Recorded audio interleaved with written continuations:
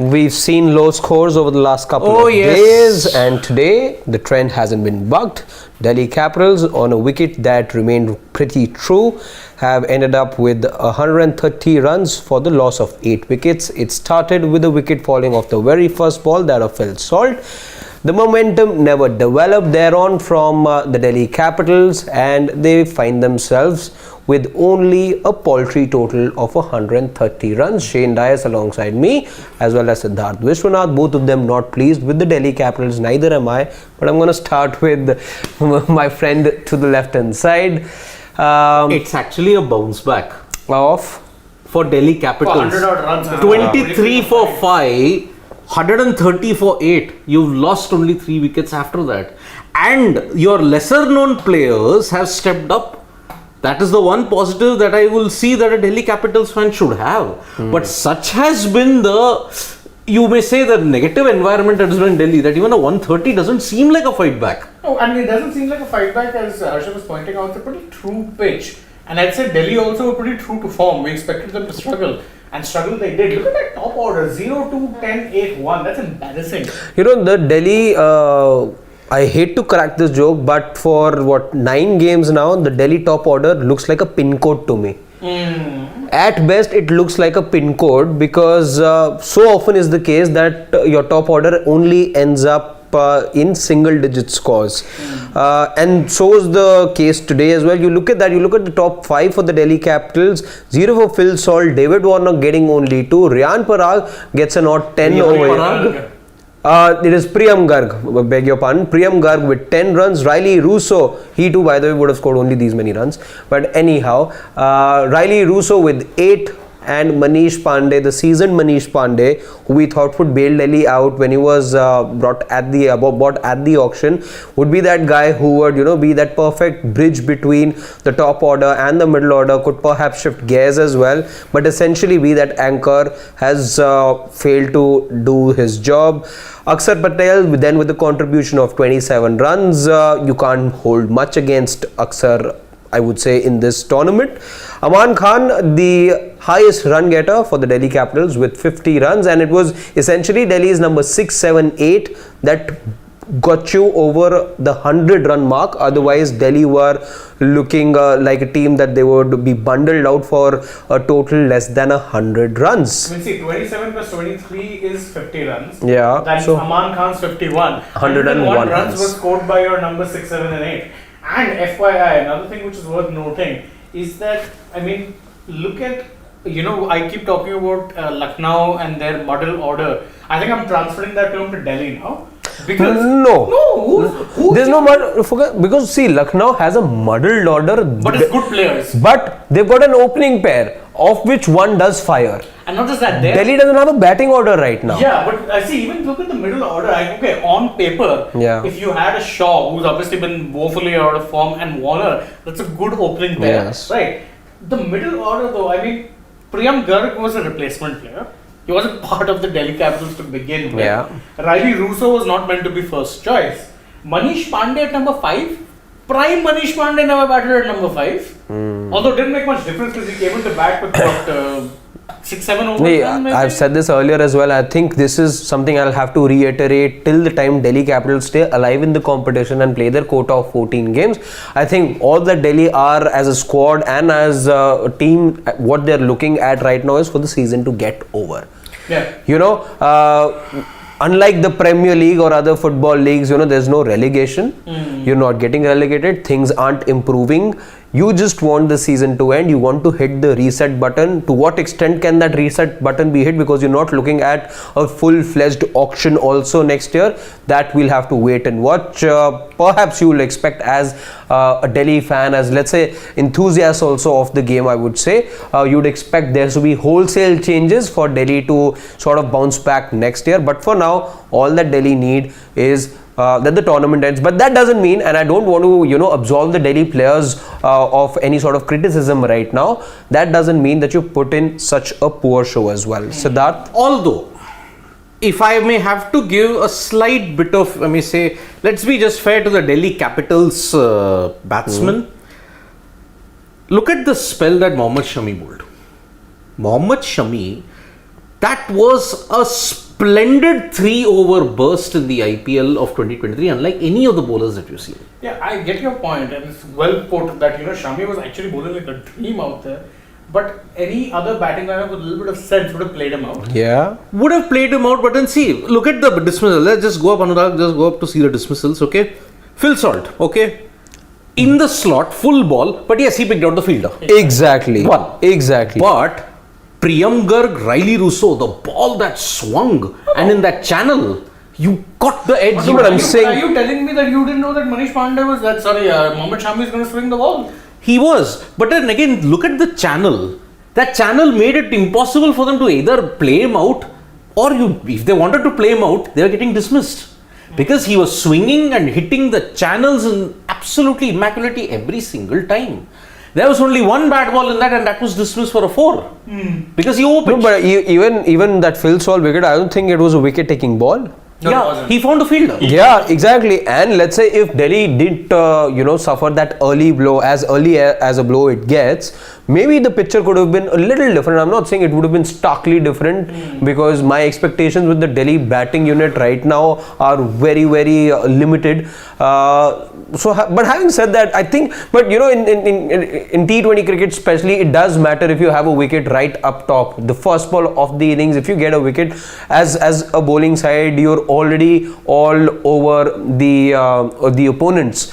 So, and Delhi only relented after that. There wasn't any sort of resistance. Yeah. What I was looking for, even when you were under the cosh in that power play, you'd lost 3 quick wickets, there had to be some sort of a resistance, some sort of a fight back. It came too late, which was more of a saving grace for the Delhi Capitals. Otherwise, you would have been dismissed for a total of under 100. Yeah. And Because see, we all know that Delhi Capitals' batting lineup was very, very suspect. Okay, but what do you do when you're compounded with a dream? Mohammad Shami had to choose this day to put on a dream spell. So when things do not work for you, they really don't work for you, and that is what the Delhi Capitals is facing at this point in time. David Warner's run out was all Priyam Garg's fault, and also David Warner's, I fault. think he was too quick to get off the blocks. I Yes. think he just ran too fast to a point wherein he knew that the amount of inertia that he already had generated, there's no way he was going to go back now. So he didn't even try. And Rashid was, of course, very smart. He realized that Shami had overcommitted himself in that run. So he only decided to go Exactly. But just look lost at the base. Priyam Garg's dismissal. It was a classic ball. You couldn't have done anything about it.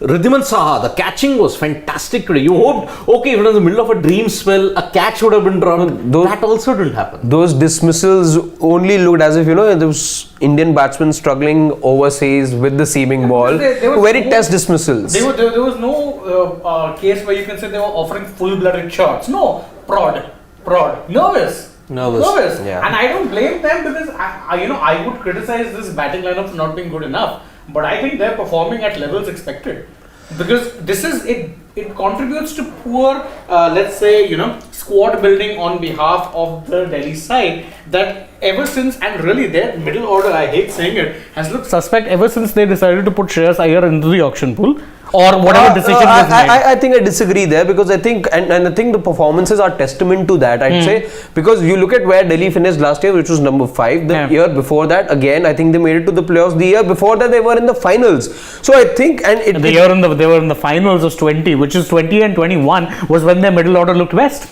But exactly. But again, what's gone wrong with Delhi Capitals this year is that none of the batters seem to have had any iota of form. Correct, but the middle order is a major concern. That's when but they still have had a very, I would say, very consistent, and they've had that core. Let's say Rahman Pal has been with the franchise for a while. Rishabh Pant's there. Of course, he's been missed right now. Riley Russo, the first time around for him. David Warner, the second season. Prithvi Shaw, he spent time. Akshar Patel, he spent time. These are 5-6 players who very much form the core group of this entire unit. Now, and when the team isn't doing well, you look at these big names. You look at the core group. The big names haven't fired at all. The Russos, the Powells, the Warners, Salt, just the one innings I think that he played the other day. Riley Russo again, still very new to this. But again, that's where you look at. We were talking about Glenn Maxwell the other day. How he, as an international player and as an experienced campaigner, he assumes a lot of responsibility in that RCB squad.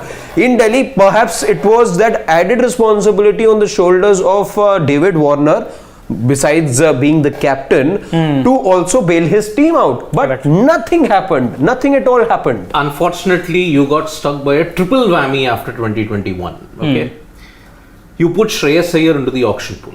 Fair, that's at least a decision you can understand he wanted. Exactly. That was You lost Marcus Stoinis. Marcus Stoinis was one of the key factors behind Delhi Capitals' run to the final. Another one I'll give you. What's his name? Yeah. Don't say Rabada. Not Rabada. What's his name? I'm forgetting his name. The RR batsman right now. Shimron Hetmeyer. Shimron. Another one who's pretty good for Delhi. Yes. Shimron Hetmeyer. Then you lost Rishabh Pant this year because unfortunately of that accident that he had. So now, Prithvi Shaw's loss of form combined with David Warner's slump in the last 2 years, what that has meant is you've lost your Indian core. Is not in form and does not have experience. Last year also, if you remember, they were being bailed out by some short starts. Warner would bat long. Exactly. Warner would bat long, but not at a high strike rate. And even last year, if you got either of them early, the middle order would always look suspect. Sarfaraz would not be great. Ripal Patel, Lalit Yadav, all were tried at various positions. None of them did much. Even Rishabh. Shardul was there. I remember him playing a decent knock against Mumbai last year, and I think he smashed a quick fire 38, which was the difference maker. But again, those times that you're talking about when the Delhi top order didn't fire, it was a chaotic unit. It looked there was some sort of a chaos once Delhi lost their top 2-3, and after that it was just about a little bit from here, a little bit from there. No big performance, let's say. Rahman Powell didn't come up with a blitzer, a blistering 70 odd. I don't remember anything like that. The problem with happening. Rahman Powell is he's now been found out in the second season spin. Yeah, issue. last year he was coming in only in the lower order and tonking all the paces. This time around, people have found out that anytime he sees a spinner, he freezes. And truth be told, okay, I understand. I understand Delhi's decision also to not play him because they were not bowling him either. So I don't think he's that sort of a player who you'd play regardless. I think more than that, it's the loss of form with the bat, of course. which is why he's out of the squad. And see, right now Delhi have tried everything. At least that is one criticism I won't have, because they did try to change things up. They did try to shake it up, rejig it, change it up, whatever you want to say. Nothing's worked. The one thing that's left for them is to try to change their captain, but now that too is too late in the season. Even though I think that's going to be a welcome change as far as my opinion is concerned, because you're looking much ahead as well. You're looking at next year. You're looking at somebody to be Rishabh Pant's deputy also, if you're looking at the bigger scheme of things. And this could be the time to, let's say, try out an Akshar Patel if you do plan to have him in your grand plans going forward into the mega auction, which will I think be in 24 if I'm not wrong. 2024. So if you're trying to build or rather rebuild from here, you've got a year to think about. If that is the view that you can have at this stage, I think it's going to be good to start now these 4 or 5 game left. At least try to leave on a high and maybe have some positives to take from this campaign, because if you try to just get results out of this squad, you've already tried out 22 of the 25 players you have. So, and nothing's worked out. Maybe that could be the last thing that Delhi Capitals could try at the moment. They can try, but then trying just for the heck of it doesn't work. And we have seen in the past, I think Delhi Capitals don't have that vision. Because you've seen in the past, they have chopped and changed their size. As you mentioned, the core. They do. I would say Prithvi Shaw was part of that vision. Rishabh Pant was part of that vision. Enric Nokia was part of that vision. So Shreyas Iyer. Shreyas Iyer too. But again, you understand. With Shreyas Iyer again, it was. You understood why he left. Exactly, Yeah. and that was like choosing between for Delhi it was being stuck between a rock and a hard place. Exactly. So that was just tough, and his ambitions were very clear. So that was. But a word on Mohammad Shami, because see, if there has been one player who has been setting up every single of Gujarat Titans' wins, unsung hero, just comes in, bowls brilliantly, it is Mohammad Shami. And by the way, see what Mohammad Shami said in the middle of the innings. He said, "Feel the total is gettable." I don't think there is too much swing or seam. That's what Mohammad Shami is saying. Because of the length that because of that upright seam, he's getting that. And you look at the dismissals each and every time, it's on that channel outside off. You can argue Manish Pandey kind of played away from his body, but then even a Virat Kohli does that. I think those are very, very tight lines. Landing them in the corridor of exactly. If uncertainty. you're bowling the fourth or the fifth stump consistently, and that's exactly what it was, just a hint of movement is enough if you're landing it at the right length. Yep. So that is why Shami, every single time he has been your difference maker. And GT succeeded primarily in the power play. When did they strike most? In the power play. Yeah. Because of Mohammad Shami. And remember, if he has the same form in England, where conditions will be much more conducive. Oh, good God. With that Duke's ball. And also, imagine the oval will be drier.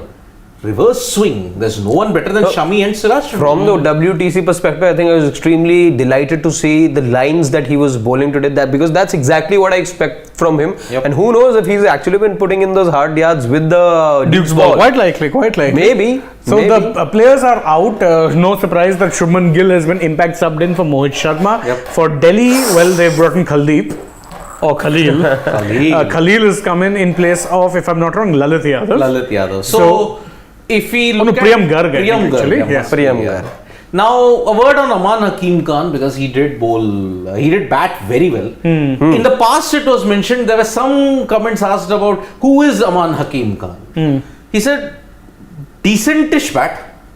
A decent bowl as well. Don't look beyond that. Don't expect too much from him. He is a decent bat. He is a decent bowler as well. He came from KKR, if I'm not wrong. He was part of the swap deal. Part of the swap deal with Shardul Thakur, and it happened just a couple of months back. What I have, let's say, heard from Ricky Ponting and Saurav Ganguly, both of them, Ricky in particular, does rate him pretty high. Yep. He says that there is a lot of talent in this guy, and he does bowl about 130, 135s. He can give you those speeds as well, and a decent bat as well. Has a temptation to swing the bat too often, which is what you saw last time around as well. So aggression is what sort of suits him.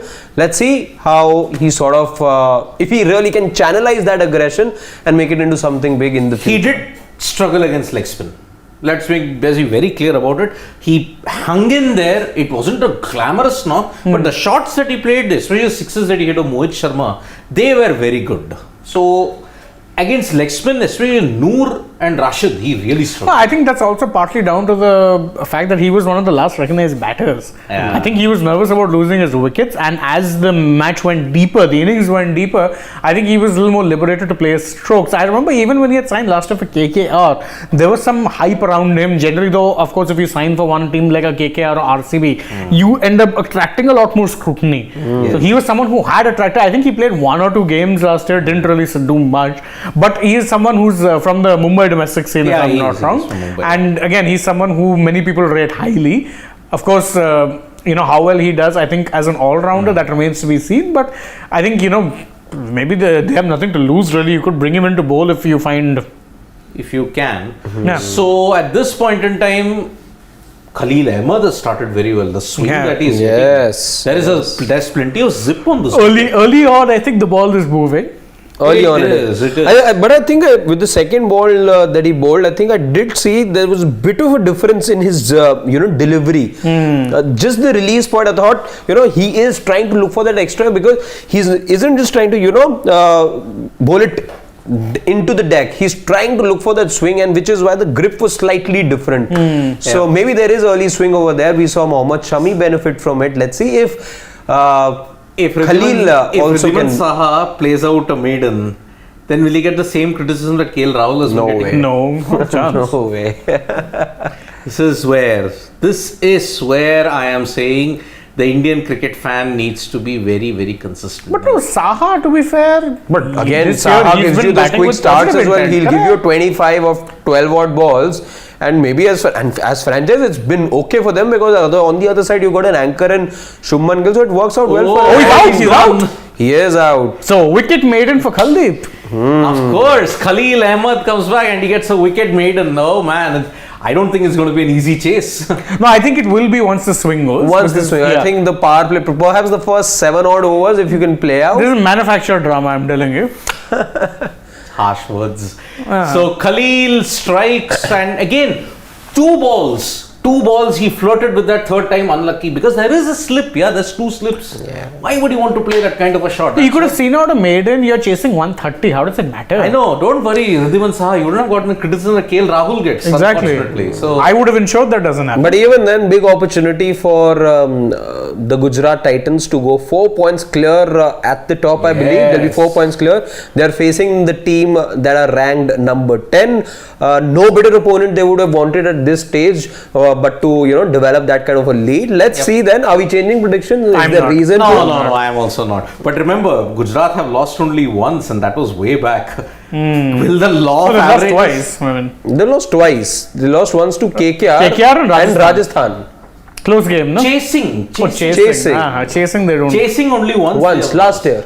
Yeah. Yeah, this year also they've not lost while chasing. So that's so. why maybe the law of averages. No, wait. Lost by 3 wickets. That was Rajasthan batting second. Yeah. Yeah, that's the thing. Rajasthan did that thing. I remember in that match I was looking forward to the toss most because Rajasthan do like to bat first, put on those runs, and GT love a chase. GT love a chase. It was Samson who won the toss and asked GT to bat first. Yes, that's why. So now we have Ishant Sharma. Another one who can get a little bit of movement. Yes. Uh-huh. Okay, so we'll be back for the match end. Can Gujarat chase this down, or can Delhi somehow script a miracle?